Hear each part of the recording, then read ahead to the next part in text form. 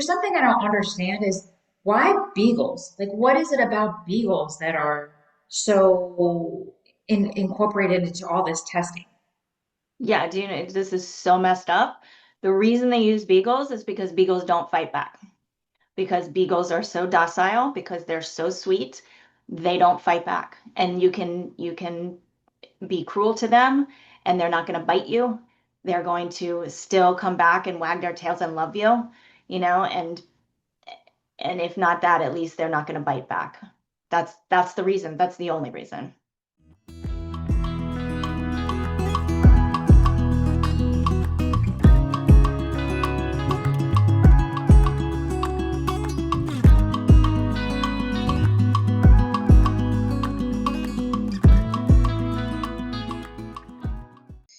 Welcome, everybody, to the Climate Diet podcast. I am here today with Ella Majors, and she is an animal advocate, and she has this march coming up that is so important and it's so big, and we're going to hear all about it. But I first wanted to find out a little bit more about Ella's backstory, especially she's been vegan for 31 years, correct?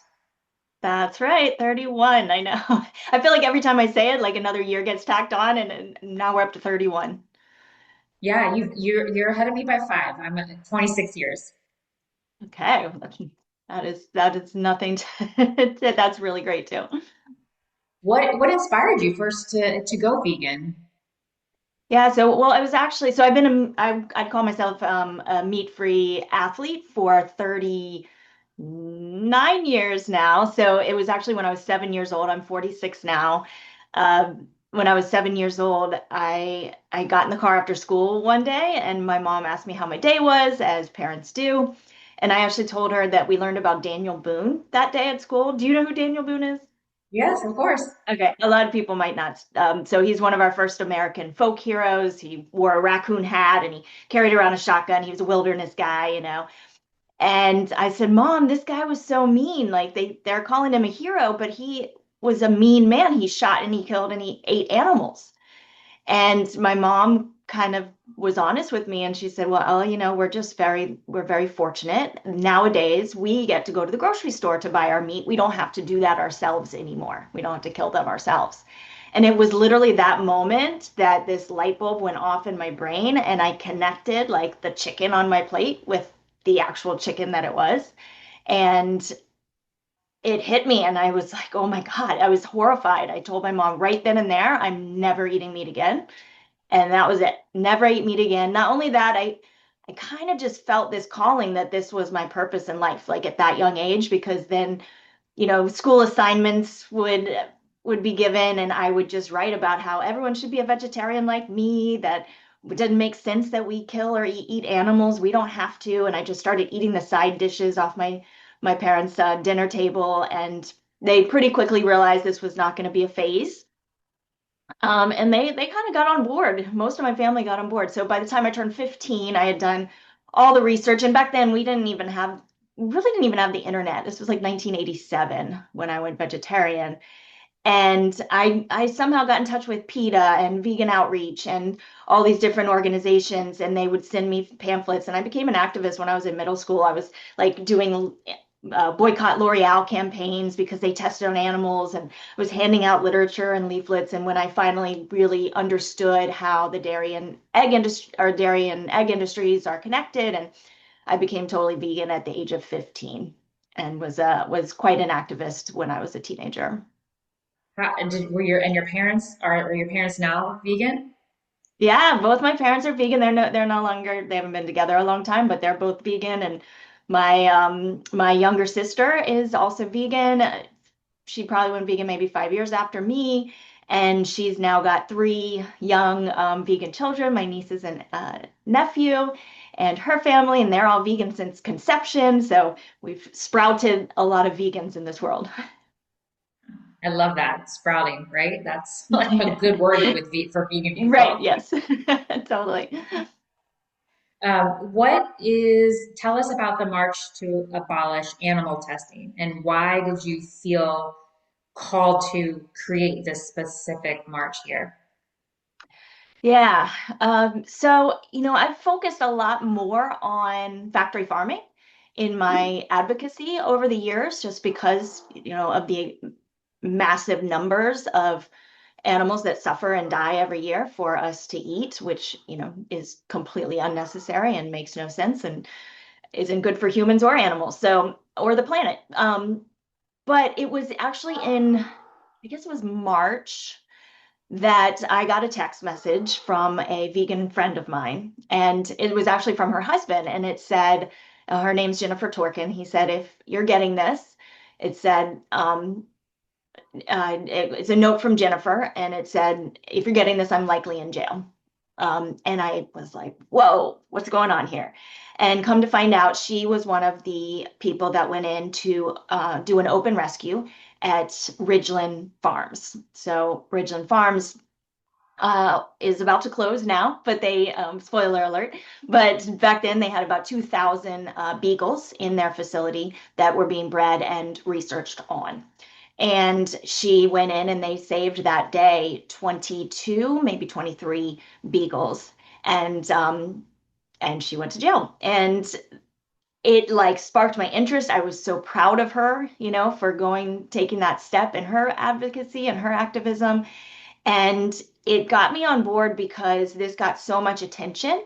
And a lot of the people because it's, the dogs are something we can all kind of agree on. Like, this is such a unifying way in. And when we talk about it, and I've got my master's degree in social work, and really have explored over the years of how to spark people's interest, how to open people's minds, help them get on the path to veganism.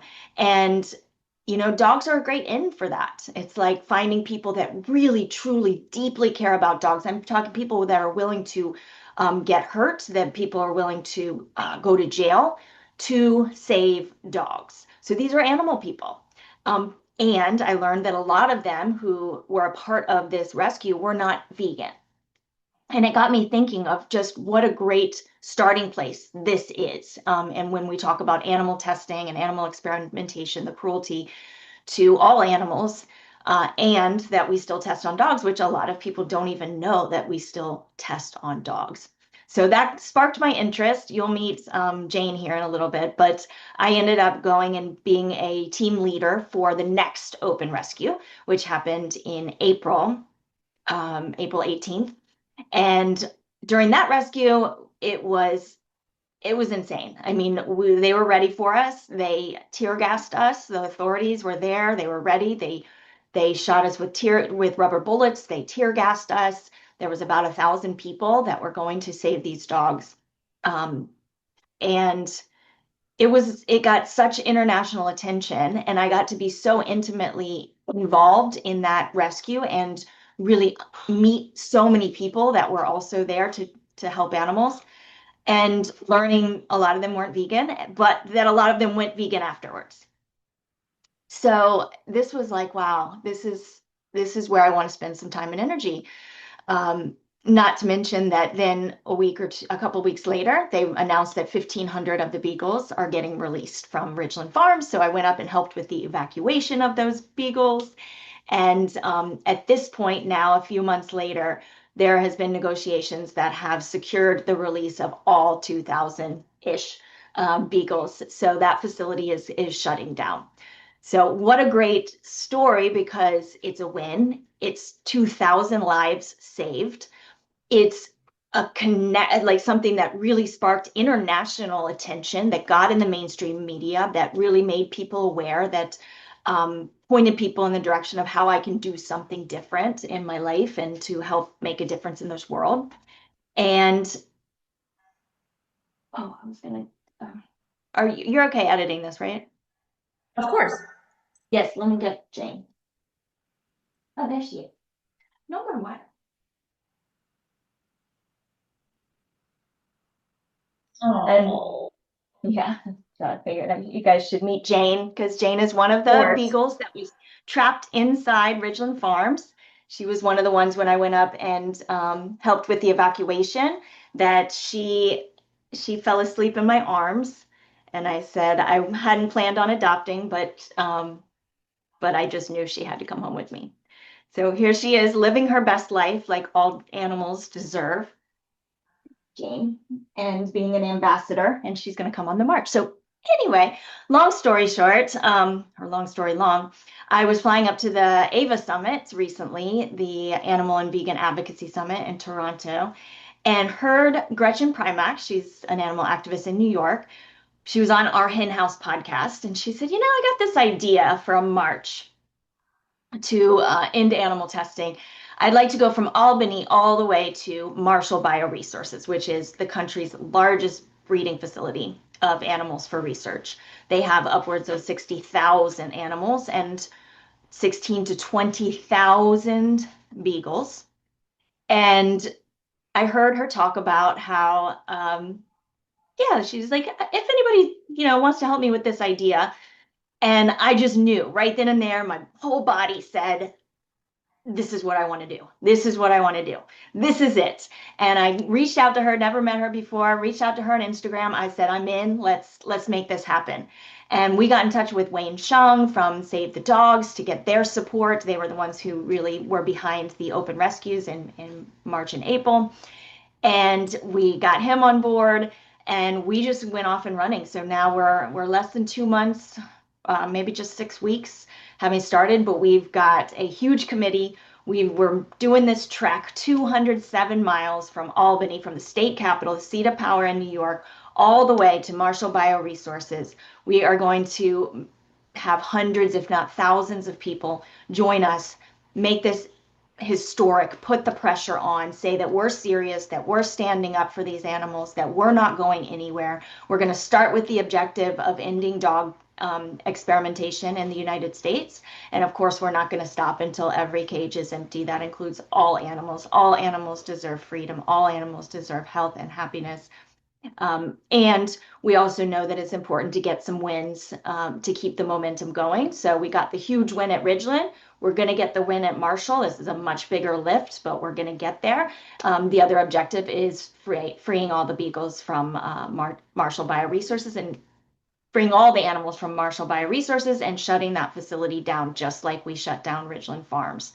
So we're on a mission. It's going to be epic. We're going to have live streaming along the way. Unchained TV, Jane from Unchained TV is going to be covering this every single day. We've got documentaries, makers coming out and filmmakers.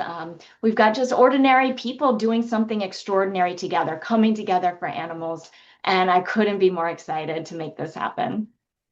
That is so exciting. I got a little emotional when I saw the dog because I think, I mean, obviously I've been vegan for so long that like I get the connection, but I think a lot of people like this. I'm so glad you brought the dog on because I think people who aren't vegan don't understand that connection of animal cruelty and animal agriculture because we're just a society of we don't see it, right? We just go to the grocery store and pick it up, right? We don't think about the fact that we're buying makeup that was tested on animals. We don't think that, and we need people like you. We need more of you, right, to get this message out and to help educate people on the facts. I mean, it's not like these are our agendas. These are facts that are happening in the world. I think it's such um, an important point to get people to make the connection between these are living beings. And something I don't understand is why beagles? Like, what is it about beagles that are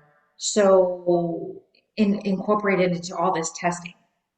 Yeah, do you know this is so messed up? The reason they use beagles is because beagles don't fight back. Because beagles are so docile, because they're so sweet, they don't fight back. And you can be cruel to them and they're not going to bite you. They're going to still come back and wag their tails and love you, and if not that, at least they're not going to bite back. That's the reason. That's the only reason. That's Isn't that just insane. insane? Exactly. Yeah, That's the word. It's insane. yeah. It is cruelty at its highest peak. Why is this Marshall BioResources? Why are they at the center of this? Like, are they the ones that have like out of all the animal testing facilities, they are the largest? Is that why this is this particular Yeah. one? Yes, they're the largest breeder of animals for research. So they breed them and they even do things like they train the dogs, and there's whistleblower video of them training the dogs. They tie them up and they put gas masks on them.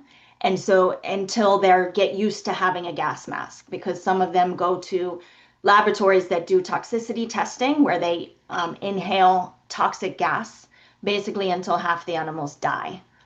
And then they go on and dissect them, and the ones that don't die are killed anyway. So yeah, so this is the largest breeding facility, around 16 to 20,000 dogs at any given time. They also breed ferrets and cats and pigs at this facility as well. Wow, I mean, it's just like I don't I have a hard time understanding how animal testing still goes on. We don't need it, right? We really don't. No, it's outdated, and it's all about the money at this point. There's an estimated, I think, over 100, and I'm not great with statistics and all the technical details of all this, but I know, do know a few things. I know that about 92% of drug trials that make it to human tests because they passed the animal test, about 92% of those, or maybe even a little bit more, fail in human trials. So that's a 92% failure rate. 92%. That's insane. We know also that only about 5% of the animals that are tested on are actually have any protections at all under the law. 95% of those animals are excluded from the Animal Welfare Act. And so they have zero protections at all for these cruel experiments. There's very little oversight. There are inspectors, but there aren't even close to nearly enough to actually make a difference and have any oversight. This is a multi-billion-dollar industry. It's all about money. One of the experiments, for example, that Merck has been funding lately is for dogs. They actually wanted to, even though we've got perfectly fine rabies vaccines, they decided they would like to make some money on a new patented rabies vaccine. And so they did experiments injecting dogs with rabies to then test different treatments on them to get a new rabies vaccine. Things that are totally unnecessary. This is about money. This isn't about science. Science does not, in this day and age, need to include suffering anymore. There are so many different technologies. I'm starting to get to know them a little bit better. But I know organ on a chip is one of the big ones. That's kind of the next level technology they're using. They've actually been able to create like organs on a little chip and do models through that. And that's so much more accurate because they're actually human cells, right? This is much more, they have much more of an ability to translate them to human science. There's AI and super computing that they have now that they can do. There's microdosing. There's mini organs or organoids that they can use. These things, this science is out there and it's up and coming and it's much more accurate. So change is hard. And when industries are making tons of money doing the same thing they've always done, the resistance for that is huge. And I know our politicians, a lot of them are on board to wanting to end this. And at the same time, the government is still forking out millions, if not more, of dollars each year funding animal experimentation. So this has to change. Part of the march, what we're doing is calling out these officials, these legislators that are saying we don't want animal testing anymore, and we're saying, well, the time to do something about it is now, and we're not going to let up the pressure until we've got these changes. What um, if enough people come to this march, what is the impact that you see that will impact that can make a change? Yeah, Is so there a because certain we're amount going of, go ahead. We're going to be raising awareness. We're going to be showing our strength in numbers. We're going to be showing our commitment and our dedication. Along the route, we're going to be, filming this and having this out on social media every day, giving calls to action along the route, what legislators to contact, how to put the pressure on, what companies to boycott, who buys from Marshall BioResources. For example, they have a pet product line called Marshall Pet Products that was carried by Chewy. And because we said, let's, let's let Chewy know that we're going to stop supporting them if they keep supporting Marshall BioResources. And sure enough people called, enough people used their voices that Chewy took those products off their shelves. So go Chewy and go everybody who said, you know what, my call, my email, my voice matters. If we can all do this, if we can all use our voices, if we can all take a stand, our voices matter and we need to do this. So now we're going to go after Petco and PetSmart, who also carry those products. And so there's going to be actions along the way. We're going to be doing community events every evening. We're walking about 15 miles a day. And then setting up at hotels, motels, campsites. We may need to utilize churches. We're going to get really creative and really show the world that we're out, and whatever blisters or shin splints or whatever hardships we endure, whatever weather we walk through, this is our choice. This is something that we get to make a choice of how to use our bodies and how to move our bodies. And these animals in cages don't get that choice. So we just had we have got something called the MAAT pack. So March to Abolish Animal Testing, MAAT is the abbreviation. So we've got the MAAT pack that's helping people train and helping people get motivated to do their walks and get ready for this big walk. 15 miles a day is a lot for a lot of people for 2 weeks. And let me just throw in there, you do not have to march for the whole 2 weeks. You can come join us for an hour. You can join us for a day, a couple days, however much you like. We've got, I said, events along the way. We've also got a big kickoff event in Albany and a huge event at Marshall BioResources at the end, which will be a peaceful protest on public property. So we're not doing the arrest thing for this one. We're really going to get some incredible speakers along the way. We're going to have press conferences. We're going to also partner with some local animal shelters along the way. So as we're marching to save dogs, save animals, we're going to see if we can get some dogs saved actually on that march that need to be adopted. So it's going to be something that is going to spread awareness, show our strength in numbers, help people know what they can do to take action, and show the government and show the companies that we're not going anywhere, that this pressure is going to keep building and building and building until animal testing in America ends. I mean, I think this is outstanding. And I think anybody listening today to us have this conversation, if they feel like their voice or that just being this one person can't do something, I think you are showing that, like, all you need to do is, again, if you have an hour, join us or make a call or send an email. All those little things, that's what we can do. And I think people think it's such this big thing, like no one is as as much of an advocate as you, right? Like how does someone listening today say, how can I be inspiring, just like Ella is, to make that change, to do something that's gonna help, like the smallest thing. And I think people just they think it's such a big thing that they don't then get involved. But sending an email or picking up a phone and making a call and leaving a message with your congressman, or even calling Marshall BioResources and sending an email to them. I mean, I think people just don't understand that their voice does matter, and it has to matter, and it has to matter because we're giving the voices to the voiceless. I mean, these animals have no choice. And I think that's why what you're doing and veganism is so intertwined. It's like you are doing something for the climate, you are doing something for animals, you are doing something for the health of our bodies. You are not having There's nothing negative about what you're doing. It's just helping animals that don't have a voice, and you are that voice for them. And I'm very inspired by what you're doing. I love it. We need more Ella Majors in the world. Thank What you, so, Erin. so what for anybody listening, how do they get involved? Yes, go to our website. It's marchforanimals.org. Follow us on all the social media handles at March for Animals. On that website, you can actually sign up. Go ahead and register to come. You can, if you can come, fantastic. That's number one. Come join us again for a day, 2 days, a week, or for the whole thing. We've actually got over 60 people already signed up to do the entire march. And this is just, Wow. we just started promoting it. And I was thinking, people will come for a couple days.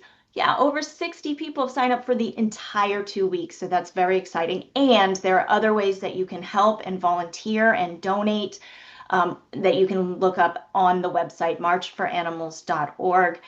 We're posting daily on Instagram as well and some of these other social media handles with other things that you can do along the way to help out. But that's the number one thing. Go to marchforanimals.org and sign up to come, to volunteer, to donate.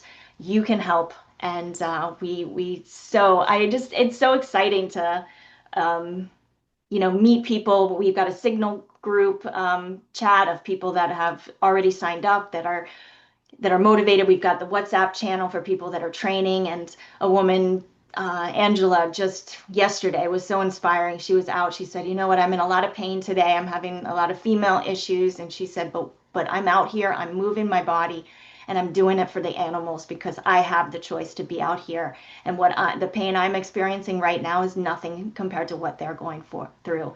So it's just a beautiful thing to be able to unite with people from all different walks of life, from different ends of the political spectrum, different ages, different cultures, people coming together for one cause. And it's really beautiful. We've got 40 people on our organizing team committing 5, 10, 15, some of them 20 hours a week working on the logistics for this march. There's so much to be done for this march. And it's so refreshing to me to wake up every morning and to be surrounded by people who care, and it's beautiful. I said the other day, like on a social media post, I was like, I don't really have a social life. I'm so busy working on the march. I'm like, you know what? I feel so much more fulfilled now. Like, this is my social life right now. I get to have meetings with people. I get to be on this podcast with you. I get to meet and connect with people all day long who've got similar values in this way, who are out to make a difference. And there's something so beautiful and so rewarding about that. So yeah, it's been an amazing experience so far, and we're just getting started. I know, I love it.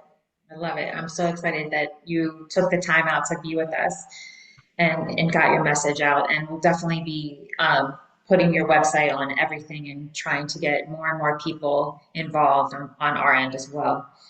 One thing I wanted to ask you is if the animals could hear this conversation, like if they could take something away, like from our message, what do you think they would be thinking of this conversation? Well, it like gets me emotional because every time I look down at Jane, it feels so surreal, knowing that just a few months ago she was trapped in a tiny wire cage her whole entire life. For first year and a half of her life, from the moment she was born, she was in a tiny wire cage, um, you know sores on her feet, never had a bed. Her only toy that she got occasionally was a PVC pipe, and she was destined to be used in cruel experiments her whole life and then killed. That's what I see when I look down at her. So I know that I want them to know that we're fighting for them. Every animal out there, that there are humans that are so disconnected and so cruel, but there are a lot of humans that are here to fight, and that we're not going to stop fighting. And this is what I'm going to do for the rest of my life. And there are so many other people just like me, just like you, who care so deeply.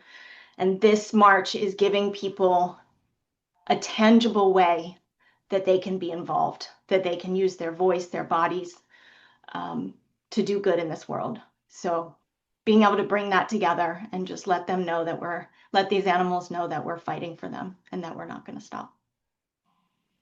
I'm so appreciative of you and your voice and your advocacy and appreciate your time today. And I'm more emotional than I thought. I thank you for being here, and I thank you for your voice and your advocacy, and you're just being out there and motivating people. And you're motivating people also to get moving and move their bodies too. And like that's such a positive piece of this. And just really, I love what you're doing, and I want to be involved too. If I can get there in any way capacity, I will do my best to be a part of this march to support you too, and to be a voice for those animals. It means so That much. would be wonderful. That would be so wonderful. And just for everyone out there, we've also We're working on ways for people who are disabled to also join. We're going to doing our best to make this accessible to everyone as possible. Even if you can't walk 15 miles, we're going to have support vehicles to help carry people. So we're doing everything we can. So whoever wants to be involved, reach out, sign up, and we will help you. We will make this happen. Awesome. Thank you again. And if anybody wants any information, can go to your website, social media handles, and we will provide all of that to everybody listening today. And just thank you again for your time. Thank you, Erin. I appreciate you. All right. Well, we'll talk to you again soon when it gets closer. Yay, let's do it.